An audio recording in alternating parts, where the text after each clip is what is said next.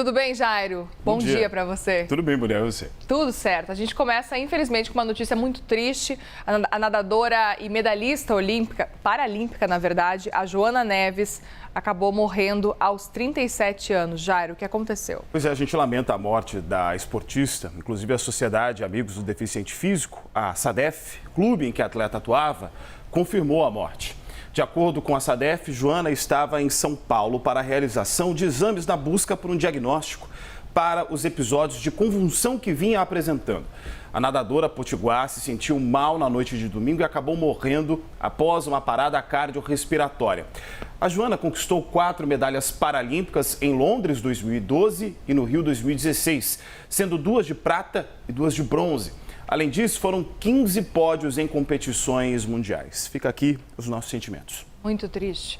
Agora, o presidente do Comitê Olímpico Internacional, Thomas Bach, se manifestou sobre desdobramentos dos conflitos na Ucrânia e no Oriente Médio. O que ele disse, Jairo? Sim, Muriel, não se associa, né, o período olímpico ao período político. Exato. Então, numa entrevista ao jornal francês Le Monde, Bach disse que vê o governo da Rússia cada vez mais agressivo contra o COI. O presidente do movimento olímpico também confirmou que a participação de atletas russos e bielorrussos nas cerimônias de abertura e de encerramento será discutida pelo Conselho Executivo do COI nesta semana. Inclusive, a gente lembra que atletas desses países poderão ir a Paris, mas sem as bandeiras, emblemas e hinos nacionais. Isso aconteceu, por exemplo, na Olimpíada passada. A gente falava atletas da Rússia, por exemplo, não podia falar o nome Rússia em referência a esses atletas. O Bach ainda descartou a possibilidade de atletas israelenses competirem sob essas condições.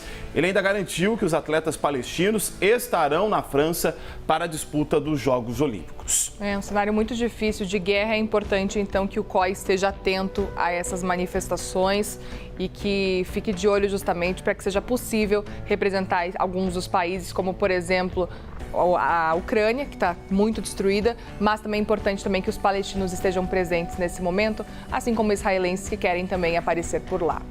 E a França, gente, começa a se preparar para o Tour da Tocha Olímpica, que é aquele momento que a gente conhece muito bem aqui no Brasil. Dá até aquela saudade, Jairo.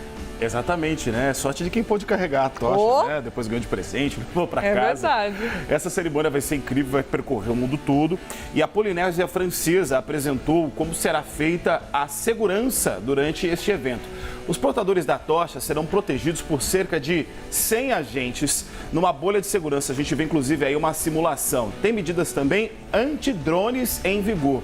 O ministro do Interior francês, Gérald Darmanin, participou desse exercício que a gente vê as imagens para mostrar como será a força-tarefa caso a tocha seja atacada.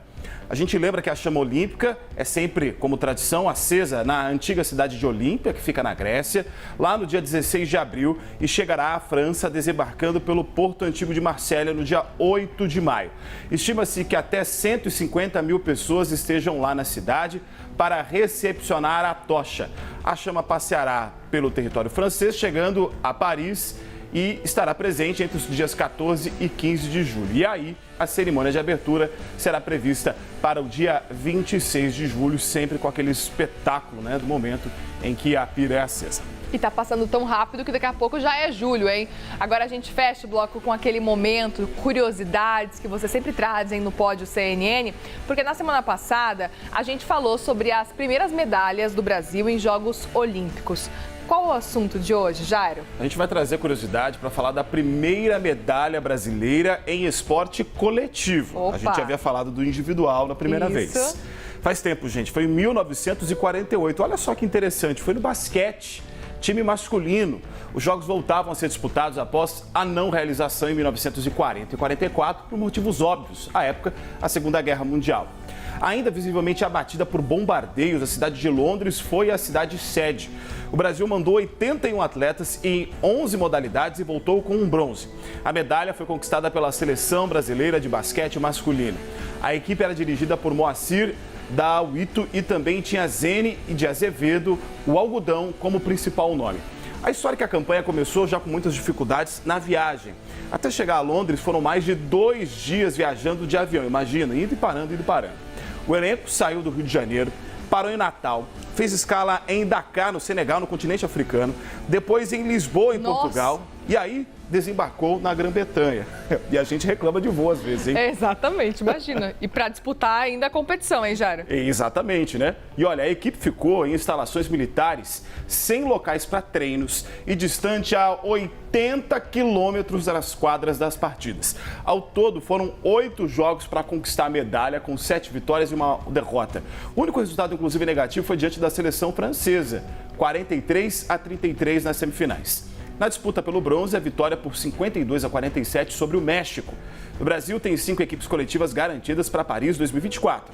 É vôlei masculino e feminino, rugby feminino, handebol feminino e futebol feminino. As mulheres vão fazer um papel incrível nas Olimpíadas Brasileiras. O basquete masculino e também o rugby masculino ainda estão disputando pré-olímpicos, assim como o basquete 3x3 nos 2 naipes. Muito bem, Jairo Nascimento. Adorei a curiosidade. Obrigada, viu, por trazer o Pod CNN aqui pra gente. Valeu, Gabriel. Obrigada. Até a próxima.